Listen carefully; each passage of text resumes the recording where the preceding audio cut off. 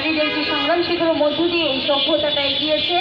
এদেশের মানুষের অধিকার আদায়ের সকল আন্দোলনে নারীদের অংশগ্রহণ ছিল।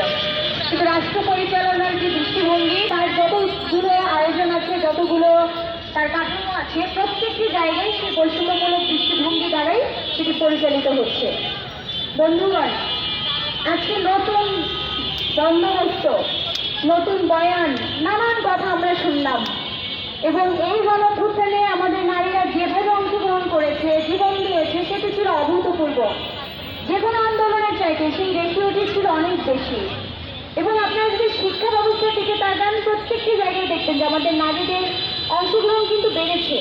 আমাদের বর্তমান ঢাকা বিশ্ববিদ্যালয়, সেই ঢাকা বিশ্ববিদ্যালয় 53% শিক্ষার্থী নারী। ফলে আজকে আমরা যখন দেখি যে আমাদের নারীরা লড়াই করে এগিয়ে আসছে, কিন্তু কর্মসংস্থানে এসে দেখি আমাদের নারীরা কিন্তু সমপর্যায়ে নেই।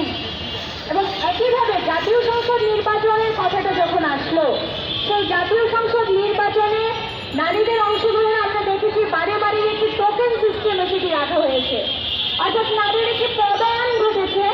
নারীরা যেহেতু লড়াই করে এগিয়ে আসছে, তাদেরকে কোনোভাবে পিছিয়ে রাখা যায় না, কমিয়ে রাখা যায় না। ফলে রাষ্ট্র সেটি পদায়ন করেছে, কিছু অলংকার তৈরি করেছে।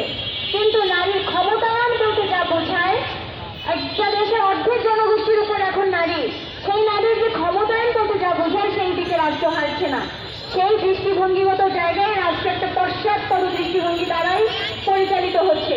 সমাজতান্ত্রিক মহিলা ফোরাম যে দাবিটি করছে, 100টি আসনে সংরক্ষিত যে নারী আসন, সেটিকে উন্নীত করা এবং সরাসরি নির্বাচনের মধ্য দিয়ে এই নারীরা সেখানে সংসদে তাদের প্রতিনিধিত্ব সেটি তারা বজায় রাখতে চায়। এই দাবির সাথে সম্পূর্ণ সংহতি জানিয়ে আমি আমার কথা শেষ করছি।